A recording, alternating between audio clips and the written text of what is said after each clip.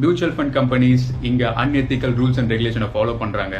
Small கேப்ல mid கேப்லயும் invest பண்ணிட்டு இருக்காங்க. அது மட்டும் இல்லாமல் F&Oஸ்ல ட்ரேட் பண்ணிட்டு இருக்காங்க. FASக்கு அகேன்ஸ்டா ஹெட்ஜிங் பண்ற பேர்ல இவங்க புத்திசாலித்தனமா அதை ட்ரை பண்றாங்க. But it's going to be failure. இது எல்லாமே உங்களோட ஹார்ட் அண்ட் மணி.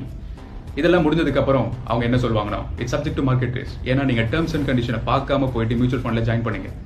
1 கோடி தர 2 கோடி தர எப்படி தர முடியும்? இன்னைக்கு இருக்க நிலைமையில 300 ரூபாய் ஒரு நாள்ல சம்பாதிக்கணும்னு நினைச்சாலும் அது ரொம்ப கஷ்டம். ஒரு நாளைக்கு how they going to give everyone rich? உங்கள் ஃபண்டு நெகட்டிவ் ஆகிடும், ஜீரோ ஆகிடும்னு சொல்கிறாரு. நீங்கள் உங்கள் பணத்தை ஆருத்ராவோ இல்லை IFS போல அன்ரிஜிஸ்டர் கம்பெனியில் ஃபஸ்ட்டு இன்வெஸ்ட்மெண்ட் பண்ணலை. ஃபஸ்ட்டு மியூச்சுவல் ஃபண்ட்ஸ் எப்படி ஒர்க் ஆகுதுன்னு நம்ம தெரிஞ்சுக்கலாம். Board of director, trustee, AMC, fund manager இவங்களெல்லாம் மெயின்டைன் பண்ண கஸ்டோடியன், ரிஜிஸ்டர், ஆடிட்டர்னு இருக்காங்க.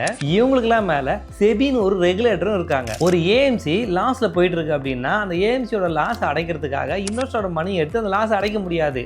அந்த AMC இன்னொரு AMCக்கு செல் பண்ணலாமே தவிர அந்த லாஸை இன்வெஸ்டரோட மணி எடுத்து அடைக்க முடியாது. இன்வெஸ்டரோட மணி ஒரு ட்ரஸ்ட் ஃபார்ம் பண்ணி அந்த ட்ரஸ்ட்டில் தான் இருக்குது. வீடியோவில் நம்ம ஃபண்டு ஜீரோ ஆகிடுன்னு சொல்கிறாரு. அதுக்கு வாய்ப்பே இல்லை. ஏன் அப்படின்னா ஃபண்ட் மேனேஜர் நம்மளுடைய ஃபண்டை டைவர்சிஃபை பண்ணி தான் இன்வெஸ்ட்மெண்ட் பண்ணுறாரு. எக்ஸாம்பிளுக்கு ஃபண்ட் மேனேஜர் நம்மளுடைய ஃபண்டை மினிமம் 30 to 40 கம்பெனிலாம் இன்வெஸ்ட்மெண்ட் பண்ணுறாரு. இந்த 30 to 40 கம்பெனியும் ஒரே நேரத்தில் ஷட் டவுன் பண்ணாதான் நம்ம அமௌண்ட் ஜீரோ ஆகும். அது மாதிரி நடக்கிறதுக்கான வாய்ப்புகள் ரொம்பவே குறைவு. அது மட்டும் இல்லாமல் நம்ம இன்வெஸ்ட் பண்ணுற அமௌண்ட்டு எந்த கம்பெனியில் எத்தனை % இன்வெஸ்ட்மெண்ட் பண்ணியிருக்காங்க அப்படின்றத நம்ம லைவாகவே செக் பண்ணிக்க முடியும். மியூச்சுவல் ஃபண்ட்ஸு ஷேர்ஸை மட்டும் இல்லாமல் கோல்டு, பாண்டு, ரியல் எஸ்டேட் அப்படின்னு டைவர்சிஃபை பண்ணி தான் இன்வெஸ்ட்மெண்ட் பண்ணுறாங்க. மார்க்கெட் கண்டிஷனால நம்மளோட இன்வெஸ்ட்மெண்ட்டு இன்க்ரீஸ் ஆகும், டிக்ரீஸ் ஆகுமே தவிர ஜீரோ ஆகிறதுக்கான வாய்ப்பே கிடையாது. மியூச்சுவல் ஃபண்ட்ஸ்ன்றது ஒரு லாங் டேர்முக்கான இன்வெஸ்ட்மெண்ட் ஃபர்ஸ்ட் நம்ம புரிஞ்சுக்கணும். மியூச்சுவல் ஃபண்ட்ஸை பற்றி சரியான புரிதலே இல்லாமல் இது மாதிரி வீடியோலாம் நம்பாதீங்க.